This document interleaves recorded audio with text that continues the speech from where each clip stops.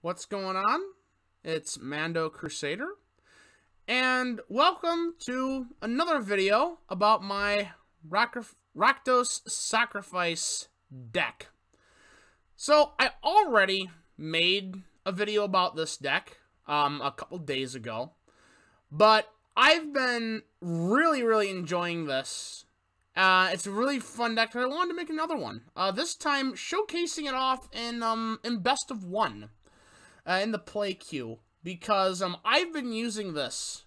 I've been using this deck to get my 10 daily wins every day, and this deck is almost nigh unstoppable. It tears up the play queue. Tribal doesn't stand a chance. I've even beaten Tybalt's Trickery with this deck after they got an Ugin on the table. So it really goes. It's just as good in Best of 1 as it is in Best of 3. And so I just wanted to make another quick video showcasing a couple of games. Yeah, and that's what I'm doing. And none of you can stop me. So I'm not going to go in depth into the deck. If you'd like a more deep dive into the deck itself, as well as a guide to the sideboard, which I'll just show off here really quickly. Watch my other video on it. I'll even link it in the description, along with the deck list.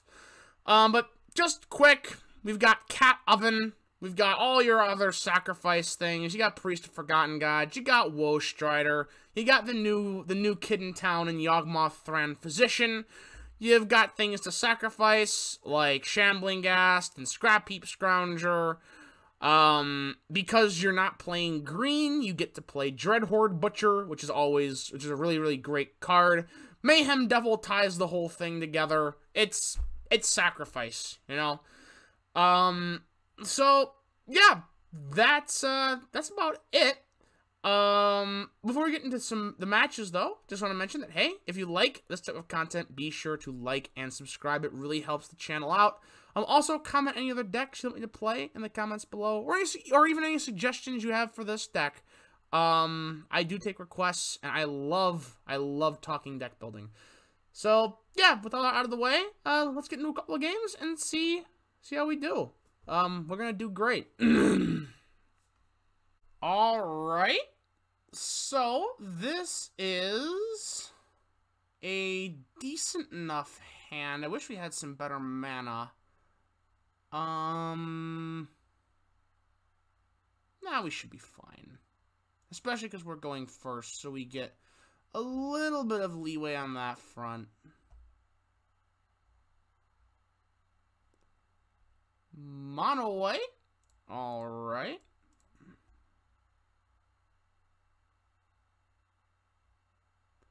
Probably Angels, I would assume, especially with Speaker of the Heavens coming out.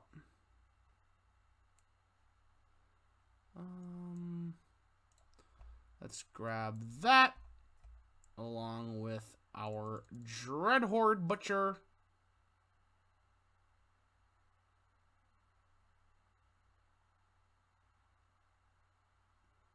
And this is a trade that I'm more than happy to make. Just bringing them back to status quo, getting rid of the threat of Speaker of the Heavens, and even eliminating the lifelink because of lifelink advantage because of Dreadhorde Butcher's ability.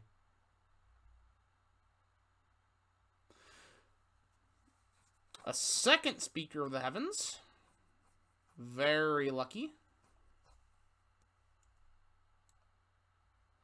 We're going to put out Oven and Scrap Heap Scrounger.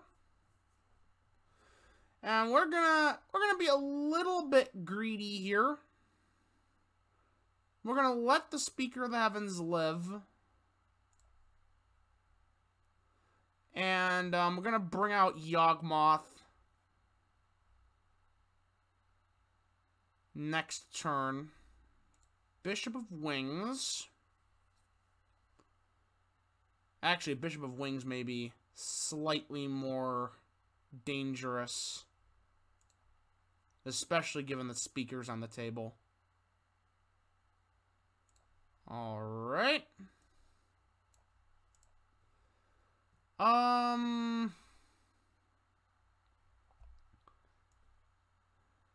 Well, I think... surely one turn. One turn won't be that bad. Surely we can handle one turn of this.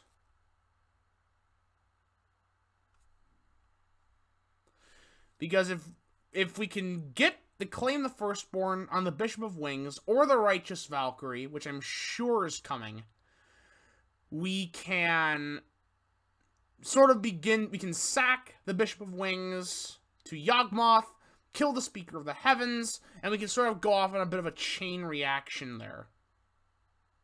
Well, actually, that's really nice. So that means Righteous Valkyrie isn't coming this turn. Destiny Spinner. Okay. Well, they are humans, so he can play as many of those as they want. We can now begin the cat oven process.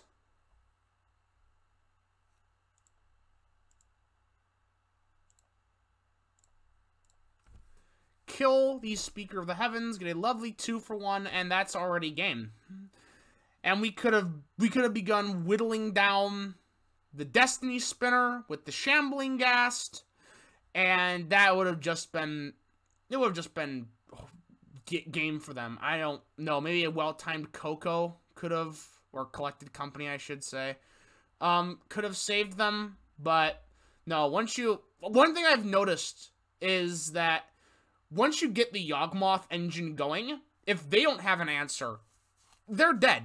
The opponent's dead if you get the Yawgmoth engine going. So, it's just a matter of time, really. So, yeah, that's a good match. Good match.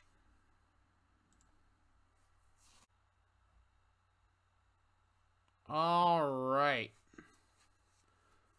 What do we have this time? This is a bit of a mulligan, actually. I do hate getting rid of the Kolaghan's Command. But, I mean, if we get this hand instead, like, this is an absolutely great hand right here. We can get Cat Oven online really early. And we've got a Shambling Ghast as well, I suppose.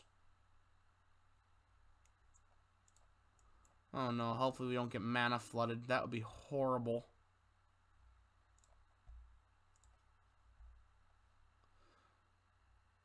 Blue, green, red. Alright. Just do our cat oven thing. We can grab Priest of Forgotten Gods. That's a pretty nice top deck for us.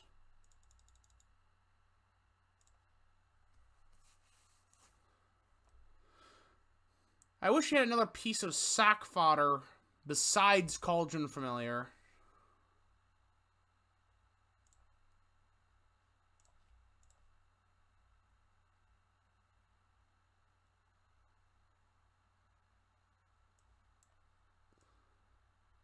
Are they going to kill the priest?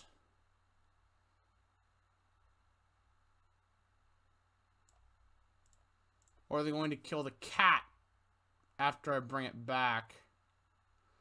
That would be rather annoying, I'm not going to lie. No. Everything is fine as we top deck our Mayhem Devil. And if this resolves, the engine is online. And even better, our Priest of Forgotten Gods is online as well.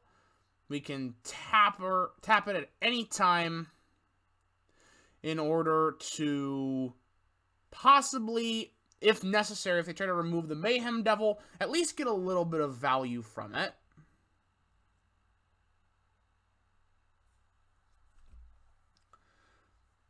Ah, it's Trickery. It is Tibalt's Trickery. Let's see, do they whiff? They have whiffed.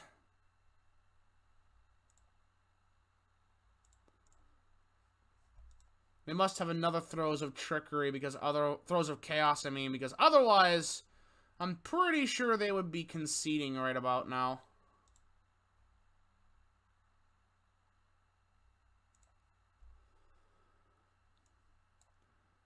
Let's just do a little Colligan's Command.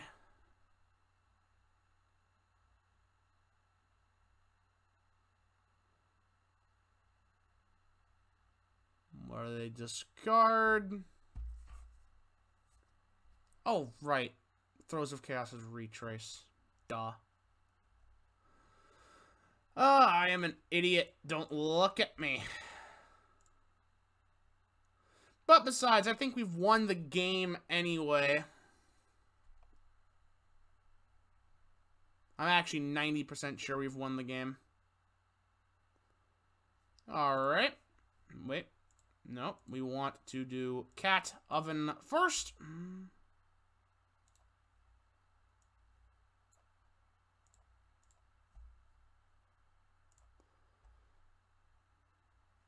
And this is game right here.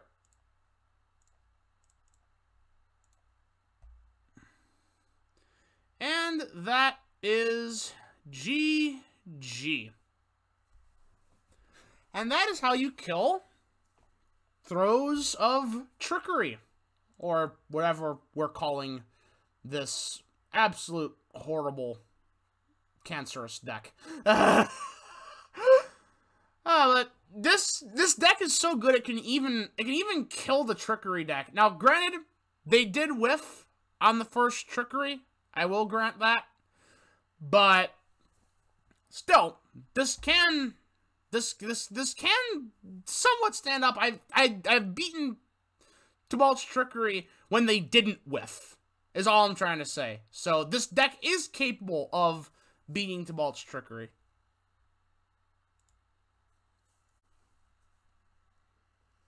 All right.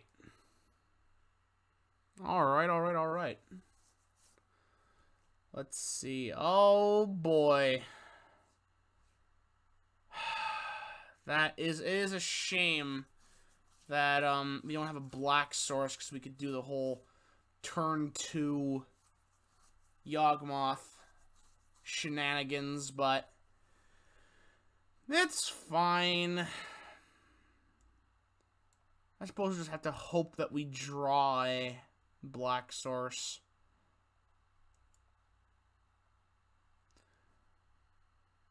If we did, that would be amazing, but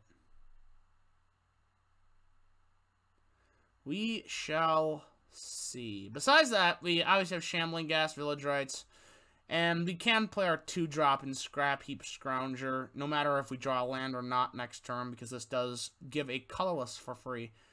So, yeah, overall, this is still a relatively decent hand. If we want to sack the Scrounger to Phyrexian Tower, we can also get our Woe Strider out. So, yeah, I think this is a relatively decent hand, even if it doesn't really contain, quote-unquote, a black source.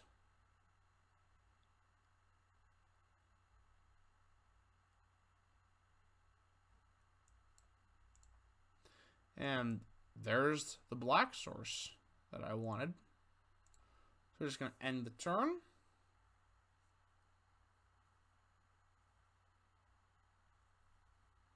And our opponent just sort of passed their first turn without doing anything. I don't know if that was, like, on purpose or what, but it does have me a little worried.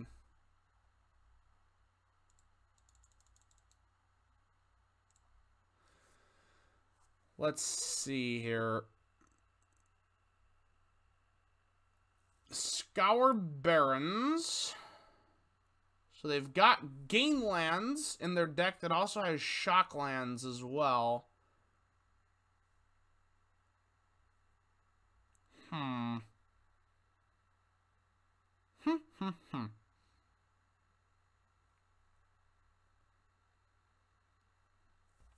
What is our opponent's game plan here? And what can they do for only 1 white mana? Ajani's Welcome. I suppose that's something that is a legal move, I suppose. Let's see. I don't want a Blood Crypt. Well, I guess we're having I guess we're getting a Fabled Passage instead. I suppose it means we don't have to shock in Agadim's Awakening to grab Yawgmoth.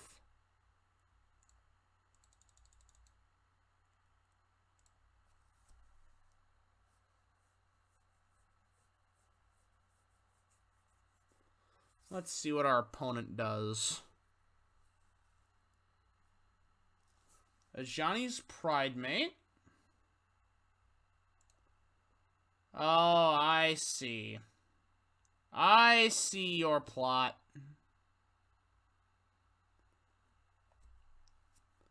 I see it.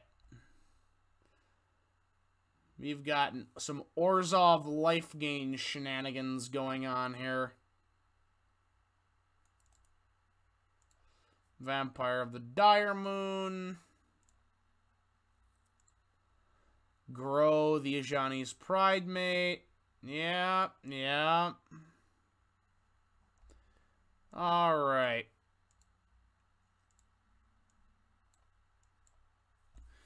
So, we need to shrink this thing. And while we're at it, we can even draw cards. Because Yawgmoth really is just that good.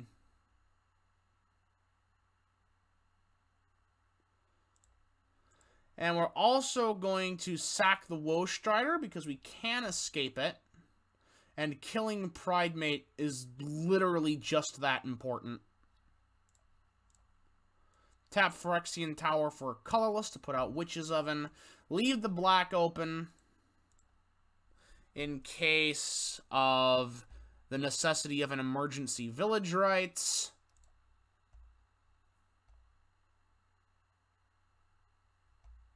Like this. So we gain even more card advantage. And it's perfectly fine as well, because we have a second Yawgmoth. So we were in a perfectly good position there. And even though our opponent had developed, like, his mana base, he had a creature out, he's got his Ajani's Welcome out, even though he had all of this, and all we had was Witch's Oven, I still believe that at this point, we were ahead. We were ahead in the game. We had a really nice mana base going. We had a second Yawgmoth in hand. We can get back our Scrap Heap Scoundrel. We can escape our Woe Strider. We have so many options in this position that really, I think that we were ahead on board state here. Believe it or not. So, yeah, that does it for this episode of, well, not episode really, that just does it for this video. I absolutely adore this deck. This is one of my favorite decks to just play casually. Again, I've been playing this deck every day for like the past week to get my 10 wins, to my 10 daily wins, and it's just, it rips through the competition. Really, the only decks I've lost to with this deck are Control, because obviously I don't have, like, the sideboard in Best of 1 to, like, side in my Thoughtseizes, side in my Fry, side in my Chandras, etc., in order to have a better matchup against control. Or, like, super hyper aggressive decks that, like, are able to get me down to, like, 10 health before I can get, like, anything on the board. Like, unless it's one of those two things, this deck rips up play queue. It annihilates it. I have, as it's shown in this video, but also off stream, it destroys angels. It can counteract elves. It can do almost anything you want it to, really. It can even stand toe-to-toe with trickery. I don't know if many other decks can really say they have a somewhat fighting chance against, you know, the RNG deck. And I swear, Yawgmoth was such a good addition from Historic Horizons. So good. Like, in the games where you need him, he is the best card in your deck. Hands down.